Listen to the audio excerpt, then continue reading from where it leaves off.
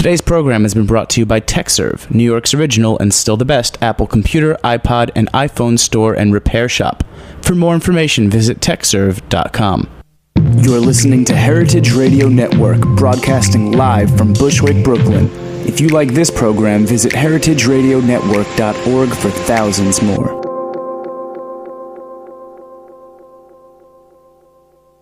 We talk about food, we talk about music, with musical dudes. Finger on the pulse, Snacky Tunes.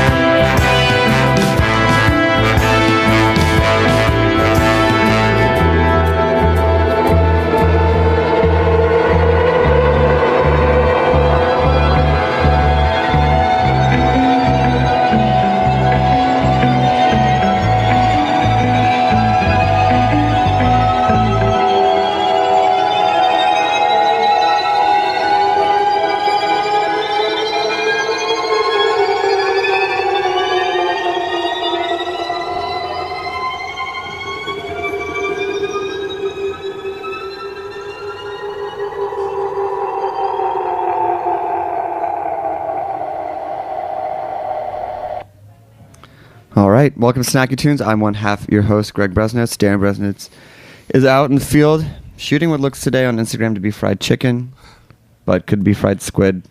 I'm not entirely sure. That was just a track by Takka called These Broken Chairs off their new record out next month, AM Landscapes. Really got to wait till that last note on the string is played down to the last 5 minutes and 4 seconds. You don't really understand the song until the last string note is played. I would almost say it's the last string played and then the pause after that. I'm serious. All jokes aside. Yeah, exactly. Like, I mean, how many have you made? You've made mixtapes when you were younger, and you couldn't just go right into the next song not for Deeded, obviously, but that pause actually makes a difference. So we'll discuss those differences. They're here live in studio. Gonna play a few songs. But today, Mark, can I call you Mark the Bean Guy? Sure. Is that appropriate? That's fine. Yeah. Well, why don't you introduce yourself? Mark Gravel, cook, designer, and I love beans. Your beans are delicious. Thank you. I think the first time that we met, and I probably will get this wrong, is when you did your bean pop-up food truck at East River Bar. That's right. And it was pouring. Yep. And there was a line of like 200 people waiting for bean tacos. Yeah, there was a extremely long line. A lot of people came out. And having done food events that have been rained out numerous times, I got to meet this guy because it's pretty impressive. Yeah, that was a great night. We served over 400 people black bean tacos that night. And I mean, it was but black bean tacos, the cheese. Everything was local. The beans were grown in upstate New York. The cheese was made in Providence, Rhode Island. The greens, all the vegetables were grown at Brooklyn Grange on the rooftop farm here in Long Island City. And tortillas were made in Bushwick. So yeah, we were able to sell really amazing plates of food, all local stuff for $8. It was really good.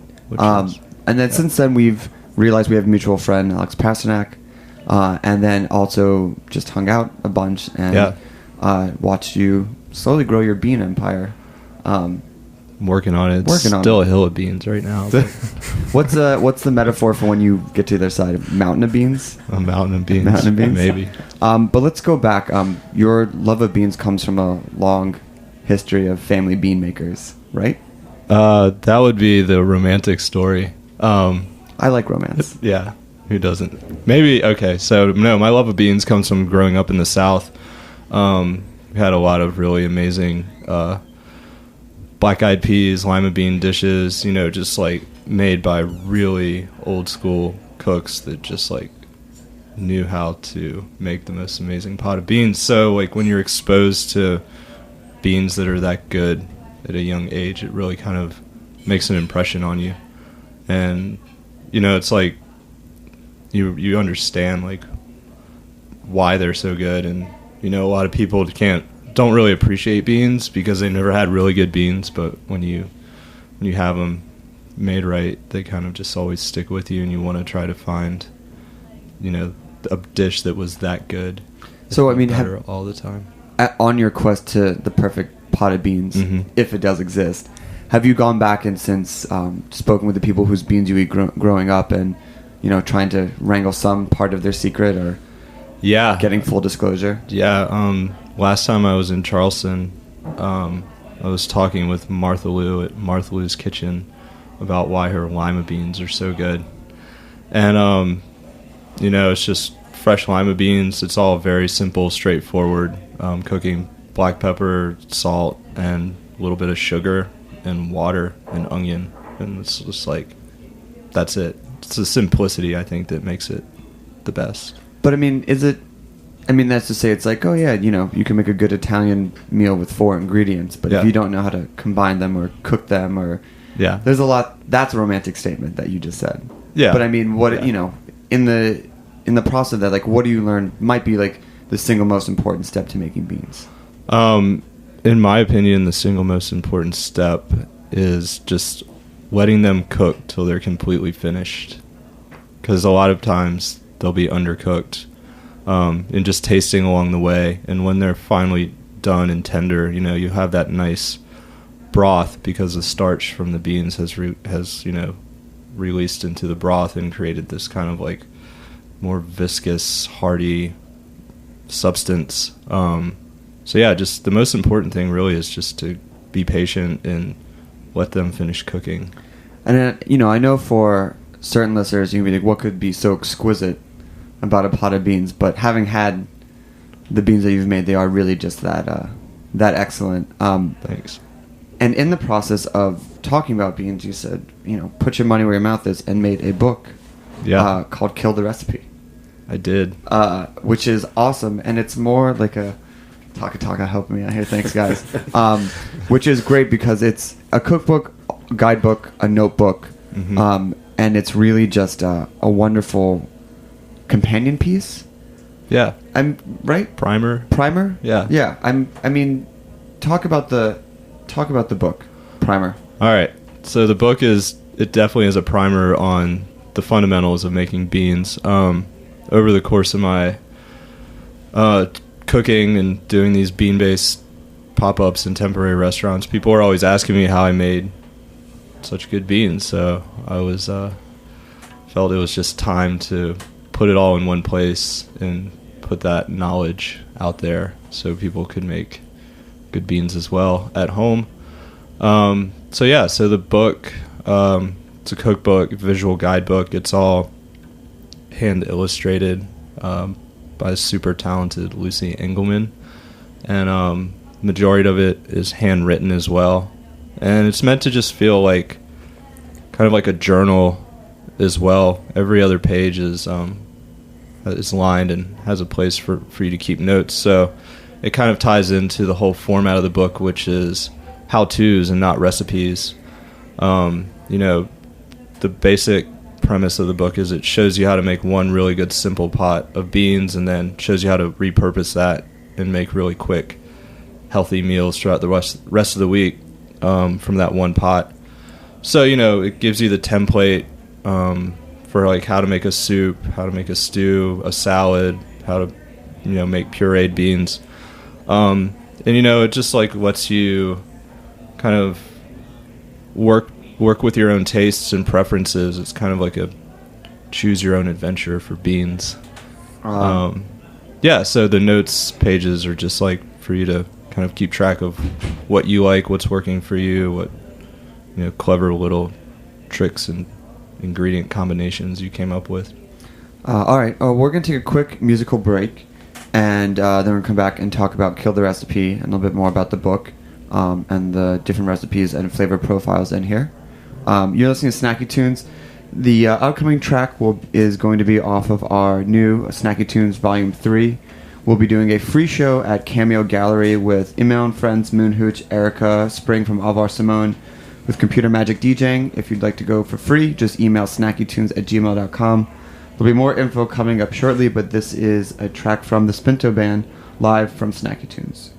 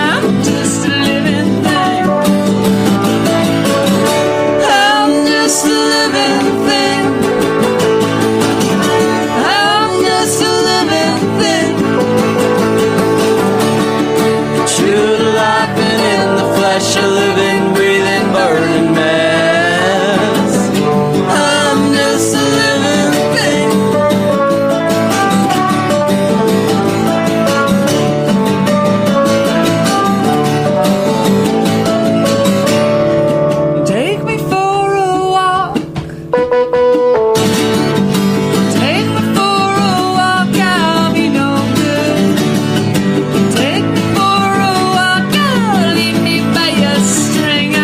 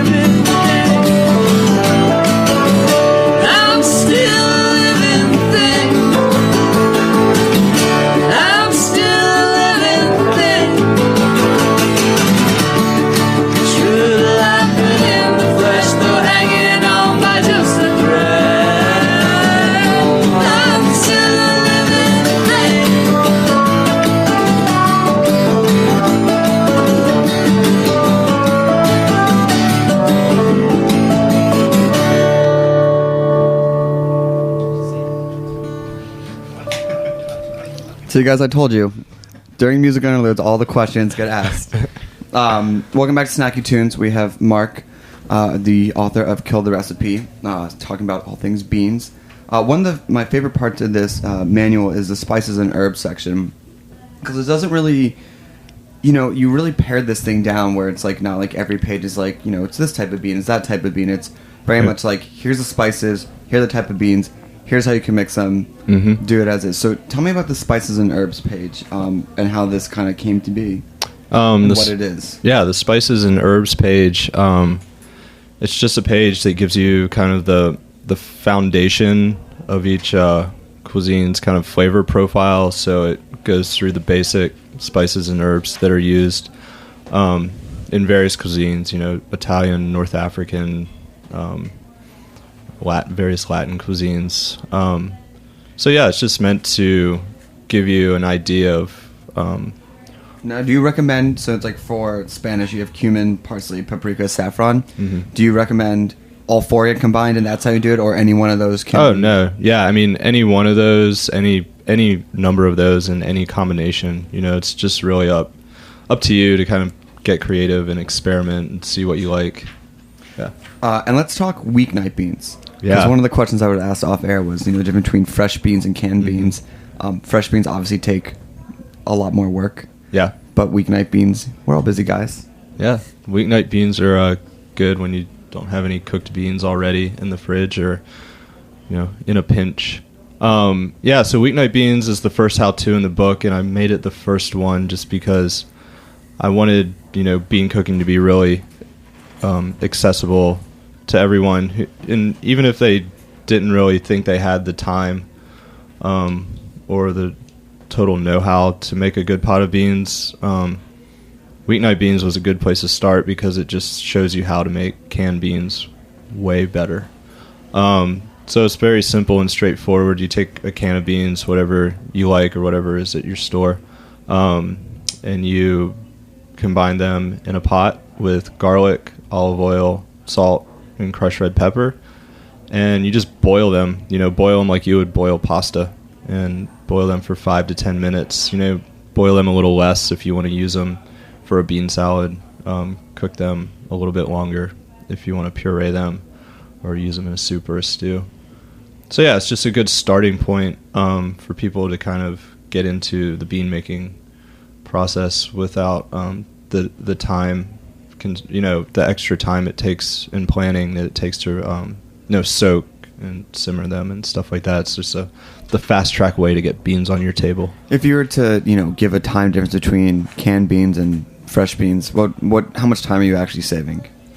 Oh, well, if you're shelling the fresh beans too, you're saving a lot of time, like many hours. Oh, okay. Yeah, like a couple hours.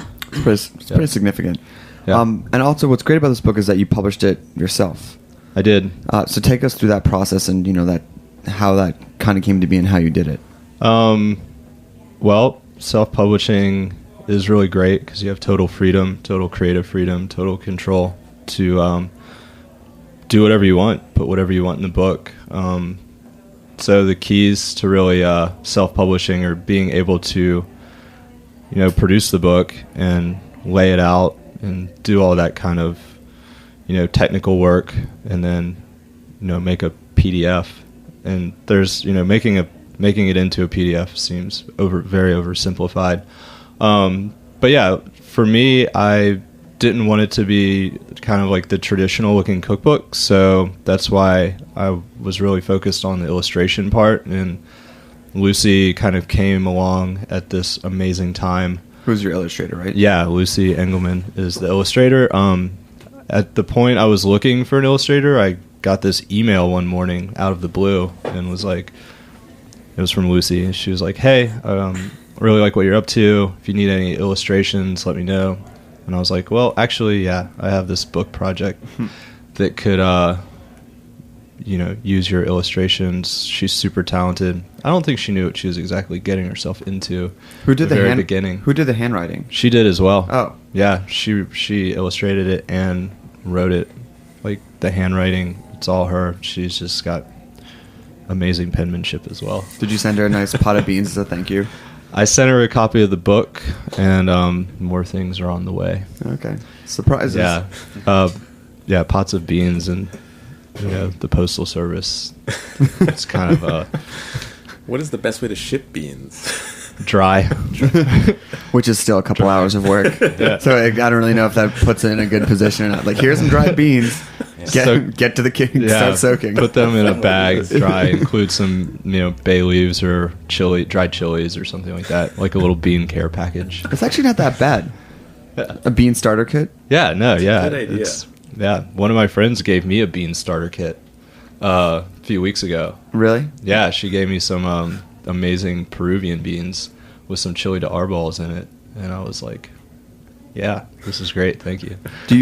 All beans are created equal, but do you have a favorite bean? I was saying earlier when we were off air that red cowpeas are my favorite beans. Just, I'm partial to Hoppin' John and those kind of delicious bean dishes of the South, so I really love red cowpeas. Yeah, they're kind of, if once you have these, you will never be able to eat regular, like, black-eyed peas ever again. They just won't taste the same. They won't measure up. No, they don't, because these are kind of just like the original. The original. Well, Mark, thanks for coming on. Thanks for having me. Can you tell people where they can order the book and find you and hire you for private bean parties? Yes, absolutely. You might laugh, but he has to leave early to go cater a bean party. I hope it's well ventilated. Yeah. No. killtherecipe.com. You can view the book online for free. You can also purchase it. There's a link to Amazon from the website as well. My email address, everything you could want to know about me and Lucy and the book and more. It's awesome. killtherecipe.com. All right. Well, thanks for being on the show. Thank you for having me. We have a track coming up from TCTS from the Feel So Good EP, and then we have Takka Live. In studio, you are listening to Snacky Tunes.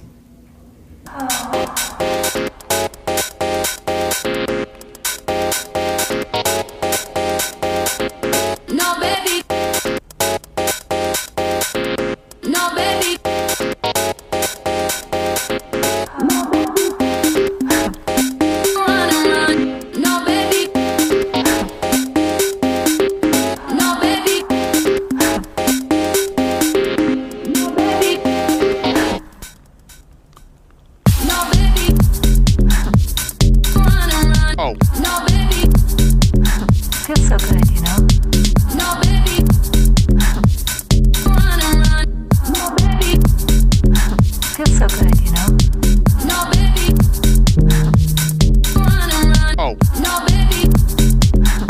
so good.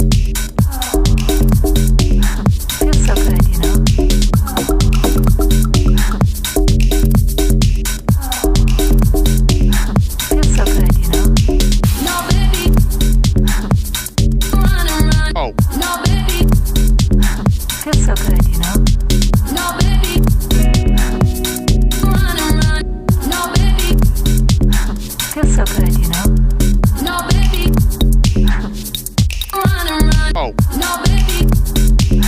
Feels so good, you know? No, baby. Run and run. No, baby. Feels so good, you know? No, baby. Run and run. Oh. No, baby. Feels so good, you know? No, baby. Run and run. No, baby. Feels so good, you know? No, baby. Run and run. Oh. No, baby. Feels so good, you know? No, baby. Run and run. No, baby. Feels so good, you know? No, baby. Run and run. No, baby. No, baby. Run and run. No, baby. No, baby. Run and run. No, baby. Feels so good, you know? No, baby. Run and run. No, baby. Feels so good, you know?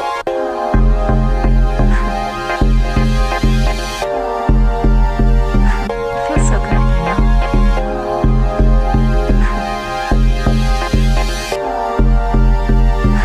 Feels so good, you know? Feels so good, you know?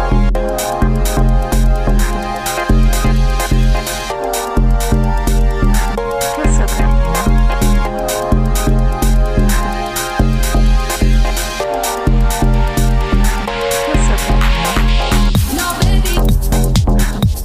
Run and run. Oh. No, baby. Feels so good, you know? No, baby. Run and run. No, baby. Feels so good, you know? No, baby. Run and run. Oh. No, baby. Feels so good, you know? No, baby. Run and run. No, baby. Feels so good, you know? No, baby.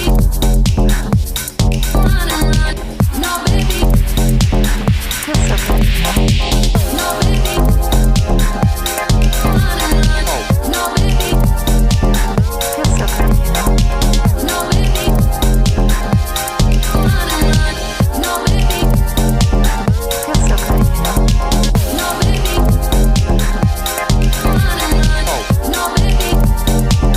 Feels so good, you know? No, baby. Run and run.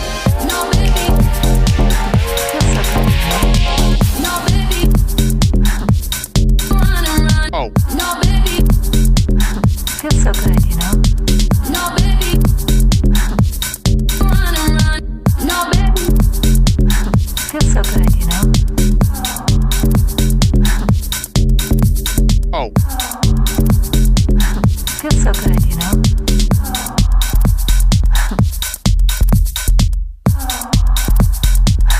Feels so good, you know? TCTS, feels so good. In case you didn't know what the name of the song was. That was a bumping track. Yeah, I couldn't help but start moving a little bit. I mean, I love my house and disco, despite that the majority of the bands on this are like of the indie rock type of persuasion. Was that like a live here in the studio thing? I wish. No, that was It's like some space. no, that was from taken from Annie Mac's like Free Music Mondays, which is a great SoundCloud if you want to ever hear more of that. But enough about other bands and other radio shows. We have Takka live on Snacky Tunes. Welcome, guys. You want to go around the room and introduce yourself? I'm Gabe. Craig. Conrad. Thanks for coming on. Thanks for Thank having you. us. First time doing something performance-wise in a while, right? Like 7 True. years. 7. It's been like a decade.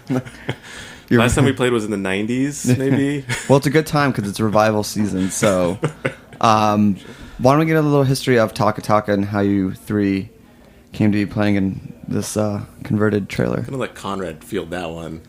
Takka has been sort of a project that, I joined up in 2005. We practiced for a year without doing anything and then released a record. Toured a bit. 2008, released another record. Toured a bit. Did some fun things. And here we are over 4 years later with another record. And we are here in the studio with you. Right. If you're in a band and you practice for a year but don't play a show, are you still a band? Absolutely. More of a project, more of like a creative project. Well, define band then. Yeah, I mean, I know I'm asking. It was a studio project. I mean, you have to submit a formal resignation to ever actually leave a band. Oh, okay. Yeah. So, in the 4-year hiatus, what happened, and how do you guys come back together? We lost a couple of band members. We gained a band member. We had various trials and tribulations. I made a solo record in the period of time. We went to Europe. We did a lot of fun stuff in that period of time. Like we had after the last record came out, we had 2.5 years of just playing shows off of it. Oddly, because it came out much later in Europe, so we were going over there. So Second Life, Third Life. Yeah, exactly. Yeah. And because it takes them a while to understand things over there. Really grasp. This isn't broadcast in Europe at all, right? It's our only listener base. Losing them by the second. Keep going. So yeah, and then Grady, the last bass player, he moved out of town, and Drew left the band, and then Renee left, and Lives just happened. Yeah. I mean, that sounds like a lot of official band drama to be. That sounds like the classic story. Yeah. I like that. Lives happened. Yeah. Yeah. But now this is all reconverging for a new record coming out next month. Yep. Want to check your label's name? It's the label's Ernest Jennings. They are wonderfully nice people from Brooklyn, as are we. As are we. Which is where we are right now. Yeah. And and it's coming out on November 20th, just in time for Thanksgiving, which is a food-oriented thing. Yeah. Right? Way to tie tie back together. So we're going to make a bean turkey. I actually do like records that come out in the quote-unquote quiet period of the music industry. It's September, October are just totally oversaturated, and then November, I think, in older models you just be considered dead. But now, given everything, you actually have a chance to kind of cut There's across. No model anymore. Right. Yeah. What's the model? It's modelless. But there's still a little bit of a harken back to a rhyme and reason. But yes, true, no model. Why don't we hear a song? Sure. Okay. Off the new record? Yeah. Yes. Okay. Thankfully off the new record.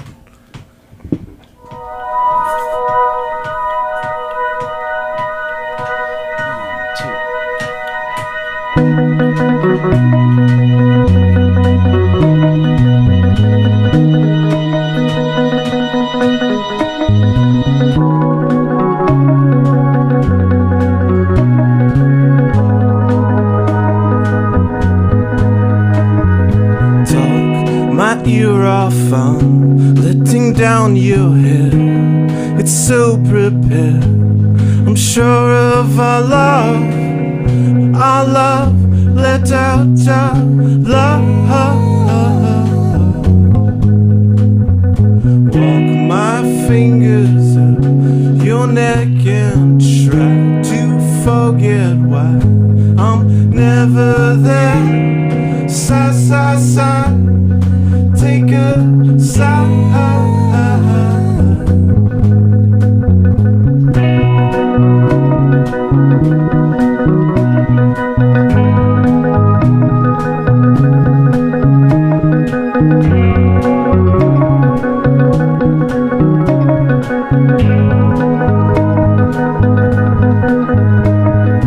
While I'm needed on the front lines, while I'm bleeding, while you're robbing me blind. It's a sign, such a bad sign. Take my hand and make it yours. Forget the planet must be born from love, born from love, born from love.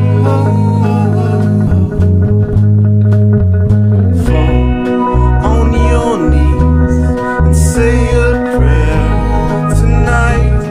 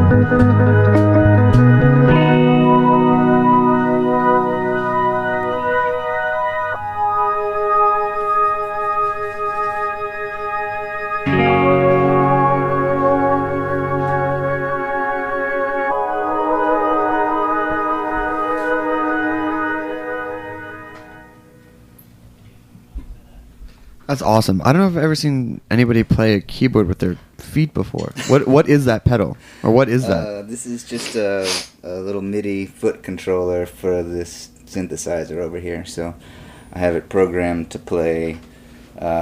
Each button is a different chord. It's so awesome. So That's really cool. We made this record. It's like this totally insane amount of overdubs with like full strings and horns and all these things. We're trying to figure out how to do this as a 3-piece. And we have like in the drum pad we have like a bunch of like strings in there that are from the record, and like he's got guitar chords playing out of it, and like Craig's got synthesizers moving with his feet. It's kind of ridiculously awesome. Who did all the live strings and horns for the record? It was arranged by a guy named Mike Atkinson, who we just saw. He just was conducting the New York City Ballet, which was kind of awesome. And all these great, amazing musicians played with Wait, he did that before, or you just saw him? We just saw him He just did it this just week. now, Yeah. Saturday night. It was kind of crazy. It was like to see him bowing in front of with ballet dancers. Yeah, in a tux. In a tuxedo. How was that after party? Crazy. We can't comment on that. No comment. What happens to ballet stays at the I believe that's actually You know how that. You know what I'm talking I know about. the rule. I was just trying to see if you guys would break the vow. Kudos. We had just really talented people. The Oso Quartet do all the strings. We had Alex That's awesome. Sopp on flute. Kyle Resnick on trumpet. Craig played some trumpet. Hideaki Amori on woodwinds, and Tim Albright trombone. Mike Atkinson played the French horn. Just a lot of really talented people, and a lot of the time we were away was spent making this record also. Right. So, I mean, and you can hear that, we were, again, off air talking about the track that we played on the opening of the show and how it kind of encapsulates what I think that you would hear from this record with the horns coming in and the string, the very last bitter note of strings, with the pause, but it also starts almost with just the three of you playing and not knowing that would coming in. So, it's exciting to hear all that. Do any of you have like previous experience arranging records, or did you bring in this outside guy to kind of help fill in the knowledge gap? Yeah, I mean Done a little, but yeah, he's a pro. Yeah, he's a pro. Yeah, and the solo record that I did was also with Mike. On like I wrote a lot of things in like synthesizers and fake strings. Like we should have like some real strings. And then that's how I met Mike, and he did that. And then and just working with him is so easy and awesome. It's amazing that you can for experts like just know just enough to try and find the expert and know that they're an expert, and then just relinquish all control and be like, take it. All we need to know is that you know what you need to know. But I mean, there is a process to finding who those people are, and then having being able to check your ego and be relinquish control and let the experts do their thing. And how did that play into the songwriting process? It sounds like you had a lot of people come in and help. How did that shape the record overall? I mean, all the songs started with just the 3 and 4 of us at the time. There were 4 of us, so it was really just the 4 of us that wrote everything. And then Mike came in, and there were we had some rough ideas of like what we would like I talk about like I want this to be some bombastic like Philip Glass part or something like that. And he'd somehow translate that very loose description into, but he pulled a lot of the guitar melodies and the bass melodies and the drum rhythms, and just built on what we had there, And there's a lot of synthesizer and ambient stuff going on that we put in. So it's like there's a lot of mixing the record was kind of an insane process because it's it's like a maximalist record, and then we just had to like kind of tease out like the original threads. in the mixing process. On average, how many tracks per song? It was insane. Like, the Phil who produced the record was also working on like the Ockerville record. Just right, he was like, this is more tracks than like there was one song we had that had more tracks than like the last. I don't know. Like an album, or he was comparing it to something. It's like ridiculous. Phil Palazzolo, the well producer, into the 60s of Yeah. tracks, Oh, yeah. 60s and 70s. he earned his keep during mixing for sure. Sense of pride in that? A little bit of a... We threw a lot of stuff at the wall. Not for me. Yeah. Most of it. Got more tracks than all y'all. Not So it's that... the next boasting. I don't know if that's a really sense of good thing. embarrassment more than pride. Went a little crazy. That's fine. Well, but I mean, maybe. let's hear another song. Okay. Okay. What are we doing next? Great Great Escape. Escape. This is Great Escape.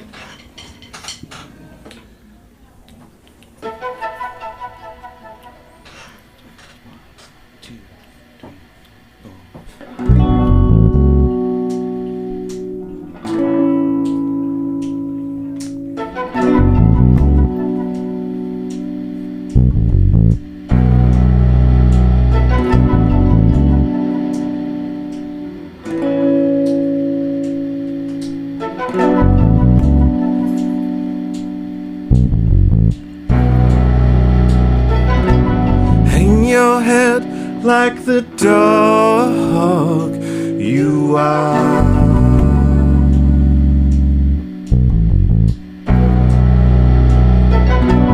Go outside and plan your great escape.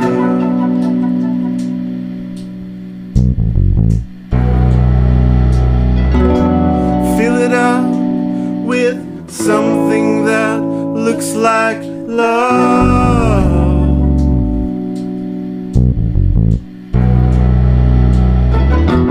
Turn around on me. Turn around, turn around, turn around, turn around on me. Turn around.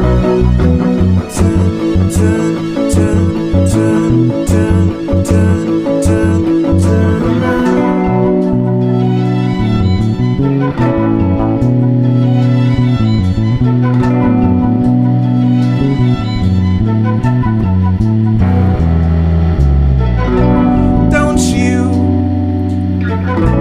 Don't you live like me?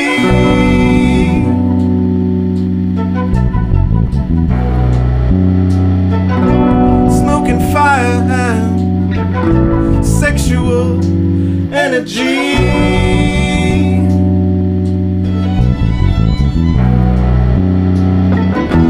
Turn around on me. Turn around, turn around, turn around. Turn around on me. Turn around. Turn around. On me. Turn around. On me. Turn turn around.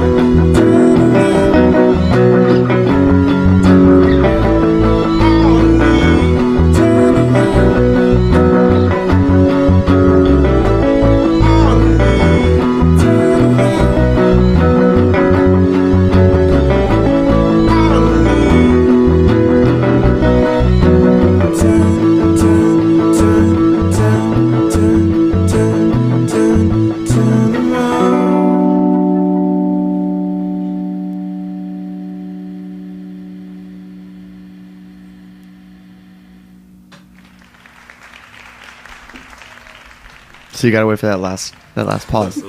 I'm telling you, it makes a difference. That is great, and all those are just the live tracks, just plugged right into the drum pad. Yeah, those. I mean, it sounds. I mean, because you can hear the difference as opposed to your synth horns, which like Right. are always. Yeah. You can get them good, but Right. they're like you always hear like that edge to it or like Right. that. Totally. Yeah. That side. Yeah. Those are real things. Yeah, it's crazy. Real things put into the sound backing of a drum pad. So Yeah. does that make it? I don't It's, know. I don't. It's Yeah, I don't know where that lives. Where like does that a- live? Still Right. real. It's still real. Do Right, clones somewhere have it's real. emotions? It's in this Right. world. I mean, I guess if you hear horns on a record, they're Right. still real horns. Right. Right. Right. And That's in The Dijon. horn players exist somewhere. Yes. We met them.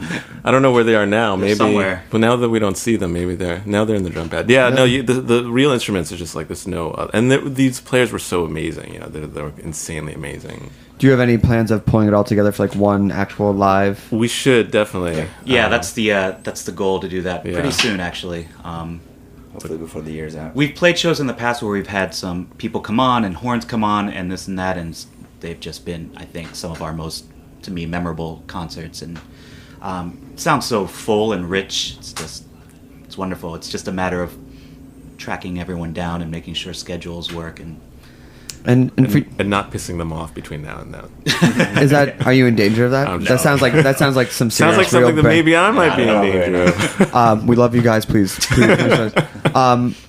You guys went on Europe together, and you've been around a band together. Food is always a huge component of that. Do you guys get together and eat regularly? What do you guys do on the road? Well, the road has been like in the past we've had such bad food on the road, but then also Europe is its whole other thing because it's like every venue will like have like in France like they'll have like or a lot of the venues in Europe will have like a family style dinner and it's homemade venue. food. It's actually someone actually cooked the food Like real horns. Yes, real horns. Like real horns.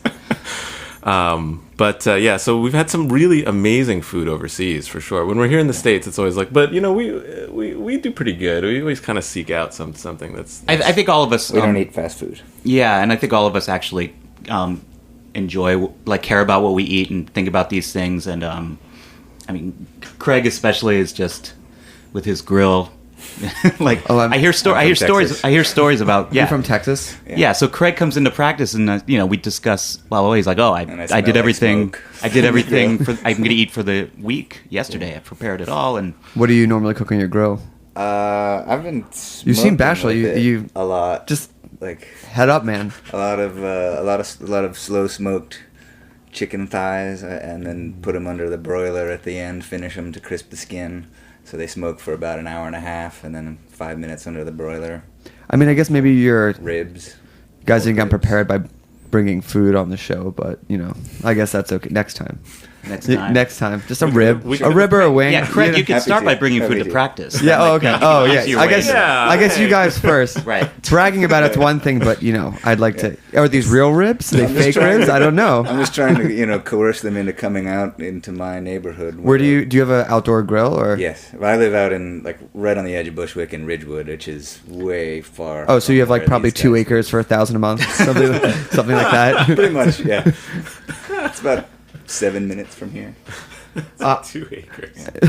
And then so you guys, the record comes out in a month. Do you have touring plans set up? We're working on it right now. We're getting there. Yeah. Working on everything, but it was something where it's been so long. I would love to get this record out and have people hear it, and we'll just take it from there. What's the time between it's been done and artwork's been done and everything? Not that long. Yeah. Oh, okay. Right. I think the audio was finished 2 months ago, I guess. You found some tracks in the back of the fridge, and you're like, Exactly. shit, we forgot to mix these in. Yeah. Exactly. Craig slow cooked them, and then they were ready.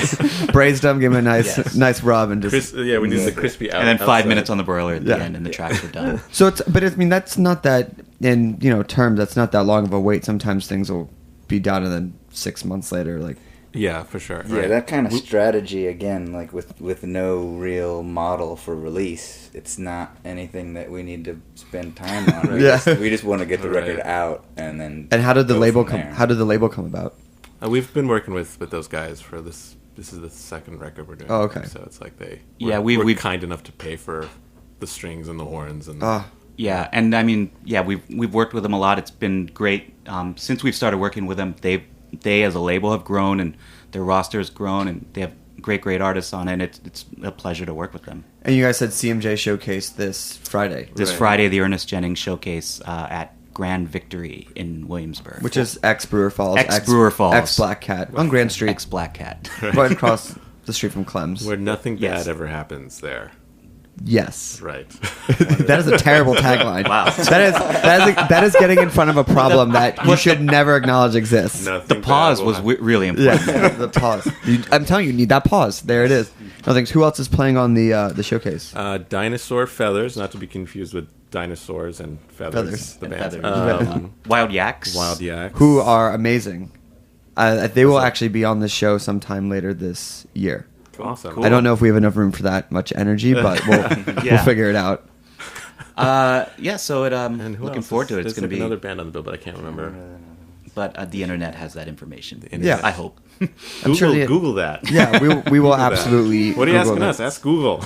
I mean, if not that, what else will we talk about? Right. Exactly. I'm Googling it right now. Awesome. So I want to make sure that we have enough time to play one more song, but before we do that, all the nuts and bolts where they can find you. Pre-order up?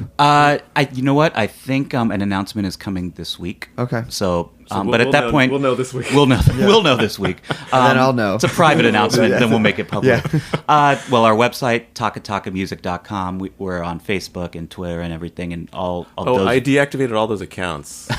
Right before the show. Right. Yes, right. So you might only want to go to Friendster. Right. Check out our Friendster profile So and Craig leave some Montoro on recommendations or Friendster. whatever it used to be. Leave Oh, you some. know what? I'm probably still there. Yeah. I never remember. I actually found out that my MySpace is still up, although it was my college email. That is how I used to log in, so I have no way to reset the password, so all those pictures are just prime for the... Just find us on linkedin.com/takkataka. That's going to be permanent. That's permanent now. You can't change It's internet it. You can't permanent. take it out. You can't change it. So it's At least like- I'm okay with like the front photo, but every once in a while my friends will be like, I'm like, where'd you get that photo? They're like, your MySpace still up? It's like, It's coming back. You better watch out. yeah, I hope not. Awesome. Well, thank you guys for being on here. Thank you very much. I cannot wait for that record. It sounds awesome. Live strings, live horns, grilled meats and all. Yep. What is the name of the last track that you're going to take us out with? It's called, what is it called? It's called The long name, Travelers on the It's- Pilgrim. We Are We are Pilgrims No More. The end Yes. of our traveling days. Yes. Oh. But we used to just call it We Travelers always on called a it Train. Travelers on a Train, and now we can't remember the actual title. Then we called it Pilgrims for a little while. Pilgrim. And then you added a couple more tracks and words in there, and then Yes. just mixed it all together into that. For All me, right. it's number 2. Oh, That's how I remember. everything good? We're going to do a special CMJ show tomorrow night at 8 p.m. Tune in for that, and then we will be back next week with more Snacky Tunes. Takka Takka, take it away.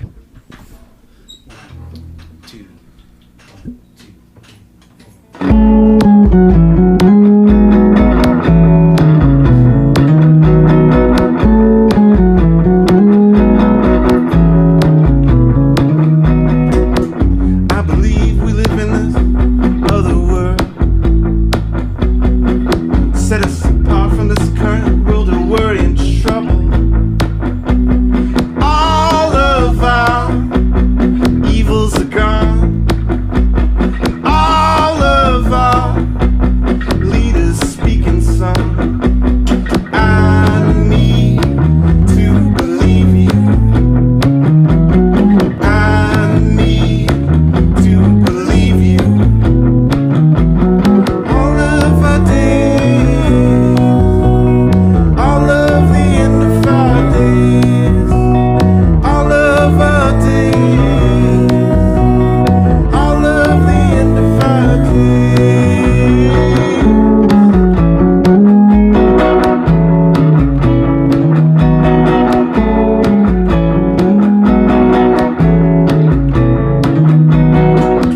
Come and sit and tell me all your trouble. We are travelers, though we do not travel together. All of our wrongs ain't wrong. And all of our people sing this song. I need to believe you. I need to believe you. All of our days, all of the end of our days, all of our days, all of the end of our days.